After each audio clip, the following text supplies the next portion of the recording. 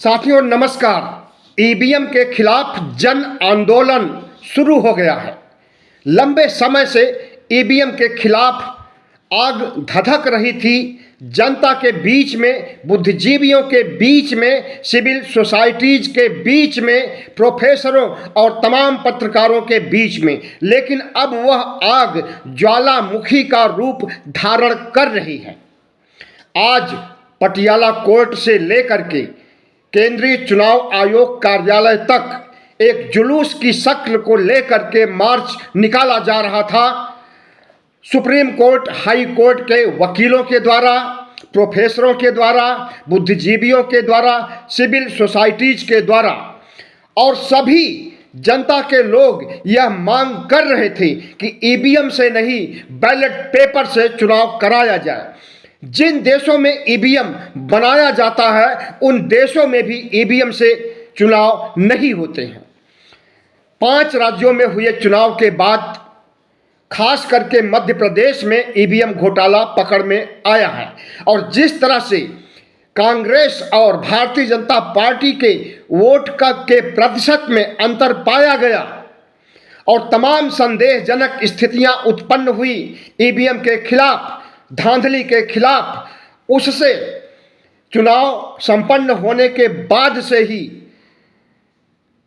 जनता के बीच में, पत्रकारों के बीच में, सिविल सोसाइटीज के बीच में ईवीएम कुख्यात हो गया था और ईवीएम के खिलाफ आवाज उठने लगी थी। आज जब सुप्रीम कोर्ट के वकील महमूद प्राचा और भानु प्रताप सिंह के नेतृत्व में पटियाला कोर्ट से जुलूस निकला तो उसमें सिविल सोसाइटीज के लोग, बुद्धिजीवी, प्रोफेसर, कुछ उद्योगपति, बहुत से लोग शामिल हुए। तो जाहिर है कि अभी तक जो मांग की जा रही थी, अब जनता उठ करके खड़ी हो रही है। खास करके ऊंचे तबके के लोग, उच्च कुलीन लोग ईवीएम के खिलाफ आंदोलन शुरू कर चुके हैं। और इस आंदोलन को जन आंदोलन बनाने के लिए, किसान आंदोलन से भी बड़ा आंदोलन बनाने के लिए पूरे देश के 140 करोड़ लोगों का साथ चाहिए। इन लोगों को जो आंदोलन को शुरू किए हैं, क्योंकि प्रधानमंत्री नरेंद्र मोदी के अंदर इतना अहंकार है, इतना घमंड है। प्रचंड बहुमत की सरकार चलाते हुए उन्हें लगता है कि अपनी मर्जी से चुनाव आयुक्त नियुक्त करेंगे, अपनी मर्जी से चुनाव आयुक्त को अपनी मुट्ठी में बंद किए रहेंगे, उसे कठपुतली बना करके चुनाव जीतेंगे। अगर प्रधानमंत्री नरेंद्र मोदी चाहते हैं कि संवैधानिक ढंग से चुनाव हो, लोकतांत्रिक ढंग से चुनाव हो, तो उन्हें सिविल सोसाइटी और आंदोलनकारियों की बात मानने में क्या जाता है। लेकिन नहीं चाहते हैं। वे अपनी मर्जी से संसद में कानून बना करके चुनाव आयोग की नियुक्ति के लिए अधिकार अपनी मुट्ठी में रखना चाहते हैं। सुप्रीम कोर्ट ने सुझाया था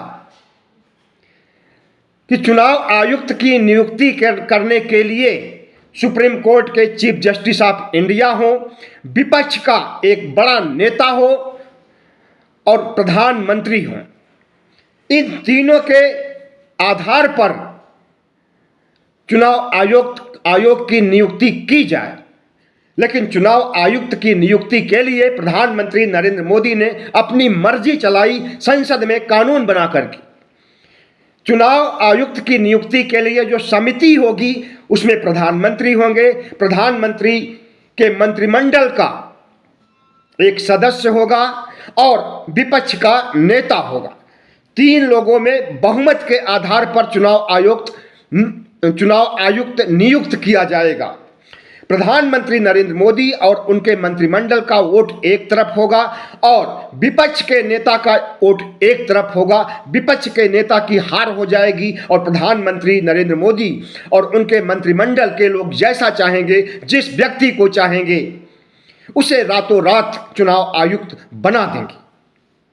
सुप्रीम कोर्ट की इस बात को नहीं मानी गई। सुप्रीम कोर्ट की बात को डस्टबिन में डाल दिया गया और सुप्रीम कोर्ट के सुझाव को नहीं लिया गया। इस तरह का कानून बन चुका है।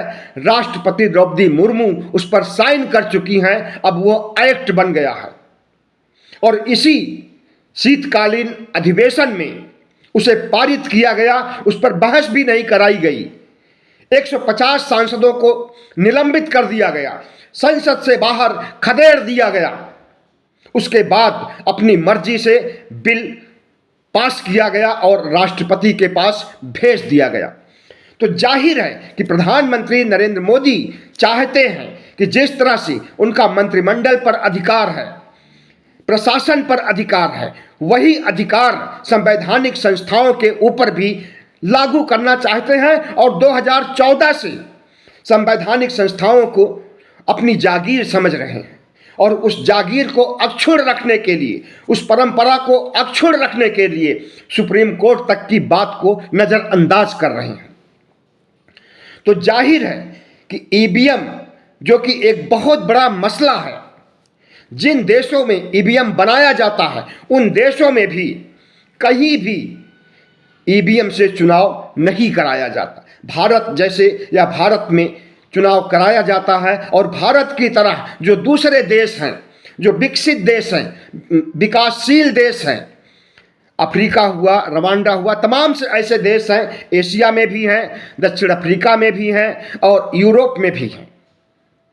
तो ऐसे देशों में चुनाव अभी ईवीएम से होता है और लगभग हर जगह धांधली की जाती है और धांधली करने के लिए ही ईवीएम का उपयोग किया जाता है। ध्यान रहे, 2002 से लेकर के 2013 तक प्रधानमंत्री नरेंद्र मोदी जब गुजरात के मुख्यमंत्री थे तो इन्होंने भी ईवीएम के खिलाफ आवाज उठाई थी। 2009 में जब भारतीय जनता पार्टी की हार होती है केंद्र में लोकसभा चुनाव में और कांग्रेस की जीत होती है तो उस जीत का सेहरा ईवीएम को बांधा गया था और सेहरा बांधने वालों में नरेंद्र मोदी भी थे, आडवाणी भी थे, जोशी भी थे, अटल बिहारी वाजपेयी भी थे। और इस भगवा गैंग के कई लोग ऐसे हैं जो कि ईवीएम के खिलाफ किताब भी लिख चुके हैं।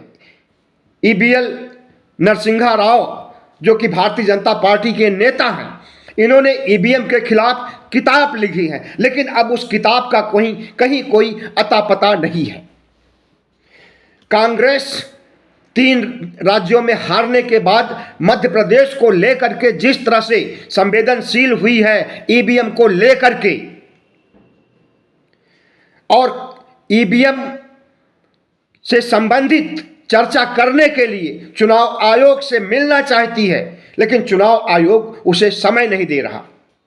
कई बार कांग्रेस के नेता चुनाव आयोग से परामर्श करने के लिए, विचार विमर्श करने के लिए, वीवीपैट का विस्तार करने के लिए, वीवीपैट से निकलने वाली पर्ची वोट देने वाले वोटर को देने की बात कहने के लिए और ईवीएम से संबंधित किसी भी गड़बड़ी को सलटाने के लिए, ईवीएम के प्रति विश्वसनीयता बरकरार रखने के लिए कांग्रेस ने जो आवाज उठाई, उस आवाज को भी चुनाव आयोग ने और भारतीय जनता पार्टी ने, नरेंद्र मोदी ने नजरअंदाज कर दिया।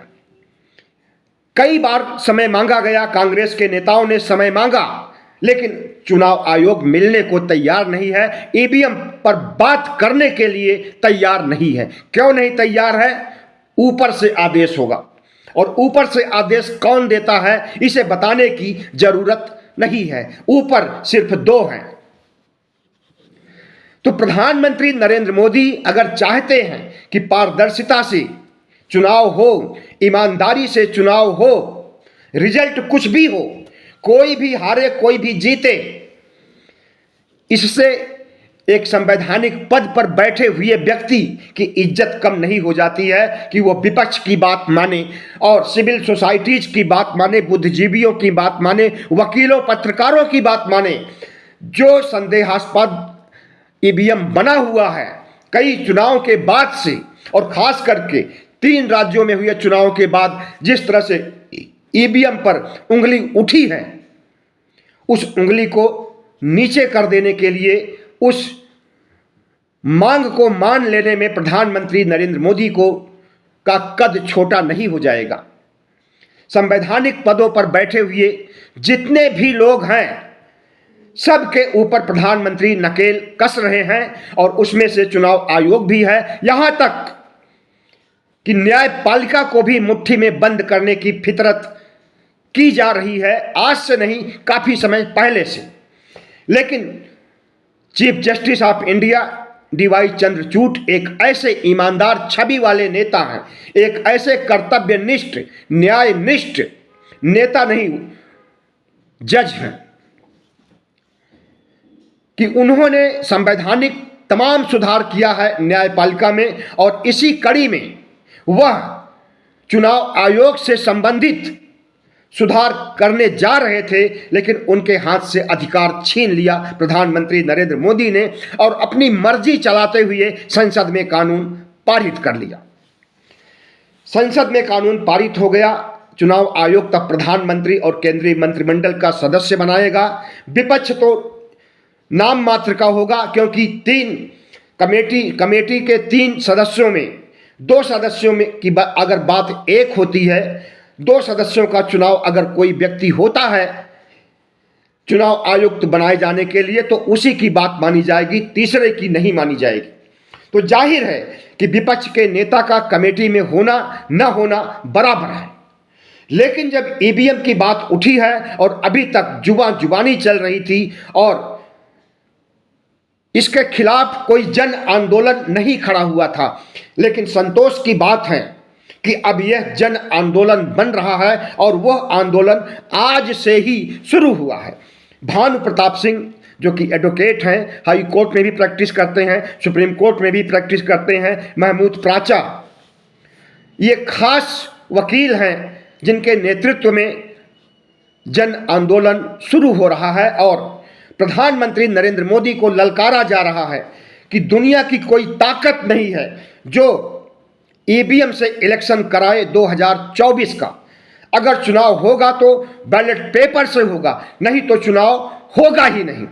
और अगर यही रवैया इंडिया गठबंधन अपना लेता है कि अगर चुनाव होगा तो बैलेट पेपर से होगा, नहीं चुनाव होगा ही नहीं, तो शायद प्रधानमंत्री नरेंद्र मोदी घुटनों के बल आ जाएंगे और मजबूर हो जाएंगे बैलेट पेपर से चुनाव कराने के लिए। महमूद प्राचा और भानु प्रताप सिंह ने यह भी कहा, हमें गोली मरवा दीजिए, हमें किडनैप करा लीजिए, इनकाउंटर करा दीजिए, लेकिन हम झुकने वाले नहीं हैं। संविधान को बचाने के लिए, लोकतंत्र को बचाने के लिए, प्रजातांत्रिक मूल्यों को बचाने के लिए हम अपनी जान भी दे सकते हैं। तो ईवीएम के लिए अगर जान देने के लिए सुप्रीम कोर्ट के, हाई कोर्ट के वकील, बुद्धिजीवी, सिविल सोसाइटीज के लोग, पत्रकार, बुद्धिजीवी तैयार हो गए हैं और इस देश की जनता का सैलाब उमड़ पड़ेगा, तो प्रधानमंत्री नरेंद्र मोदी को झुकना पड़ेगा। किसान आंदोलन 13 महीने तक चल करके प्रधानमंत्री को झुका दिया था, लेकिन ड्राइवरों ने 48 घंटे में ही प्रधानमंत्री को झुका दिया और जो कानून हिट एंड रन का पास किया था उस कानून को वापस डस्टबिन में डाल दिया गया है। डस्टबिन में तो नहीं डाला गया है, ठंडे बस्ते में जरूर डाला गया है, क्योंकि डस्टबिन में डालने के लिए बड़ा आंदोलन चलाना पड़ेगा और अभी ड्राइवर शांत नहीं बैठे हैं। अभी ड्राइवरों फिर से हड़ताल करने वाले हैं और ये मांग रखेंगे कि जो नया एक्ट पास किया गया है हिट एंड रन का, उसे रद्द कर दिया जाए, उसे वापस कर लिया जाए। और अगर जीवित अवस्था में कानून बना रहेगा तो वह कभी भी लागू किया जा सकता है प्रधानमंत्री नरेंद्र मोदी के द्वारा। तो इस तरह से आज आंदोलन शुरू हुआ ईवीएम के खिलाफ और कल जंतर मंतर पर यही सुप्रीम कोर्ट के वकील, यही सिविल सोसाइटी के लोग, यही प्रोफेसर, यही बुद्धिजीवी जो आज आंदोलन शुरू किए हैं, जंतर मंतर पर ईवीएम को हैक करके दिखाएंगे, ऐसा उनका दावा है। उनके एक्सपर्ट आ रहे हैं, टेक्निकल एक्सपर्ट जो कि ईवीएम के होते हैं, कंप्यूटर साइंस के होते हैं, ये सब लोग मिल करके जनता के सामने लाइव टेलीविजन पर भी आप देख सकते हैं। टेलीविजन तो गोदी मीडिया का है, हो सकता है कि ना दिखाए, लेकिन आप देखिए जरूर कल इस नज़ारे को। यूट्यूब चैनल, सभी यूट्यूब चैनल लगभग दिखाएंगे जो पॉलिटिकल एनालिसिस करते हैं और जो खबरें प्रसारित करते हैं अपने अपने चैनल पर। तो प्रधानमंत्री नरेंद्र मोदी के बुरे दिन आने वाले हैं। प्रधानमंत्री नरेंद्र मोदी जिस हिटलर शाही के साथ चुनाव जीतना चाहते हैं 2024 का, वह हिटलर शाही नहीं चल पाएगी, क्योंकि अब जनता उठ करके खड़ी हो गई है। बहुत बहुत धन्यवाद। हमारे चैनल को सब्सक्राइब कीजिएगा, लाइक कीजिएगा और शेयर कीजिएगा, ताकि हमारी आवाज़ दूर दूर तक जा सके, 95 करोड़ मतदाताओं तक पहुंच सके और उनके अंदर अवेयरनेस, जागरूकता आ सके।